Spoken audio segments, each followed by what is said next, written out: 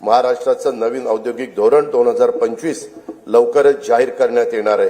त्या धोरणांच्या 5 वर्षाच्या कालावधीत 40 लाख कोटी रुपयांची गुंतवणूक व 50 लाख रोजगार निर्मितीचं उद्दिष्ट असेल।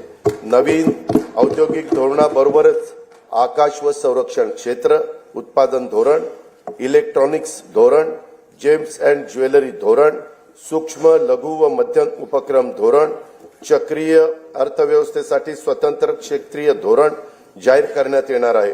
केंद्र शासनाच्या नवीन कामगार संहितेनुसार नवीन कामगार नियम तयार करण्यात येणार आहेत। निर्यातीमध्ये भरीव वाढ होण्यासाठी राज्याने महाराष्ट्र राज्य निर्यात प्रोत्साहन धोरण 2023 जाहीर केले असून राज्यात 37 विशेष आर्थिक क्षेत्रे, 8 कृषी निर्यात क्षेत्रे, निर्यात केंद्रित 27 औद्योगिक पार्क उभारण्यात आले आहेत। त्यामुळे देशाच्या एकूण निर्यातीत राज्याचं योगदान 15.4% झाले आहे।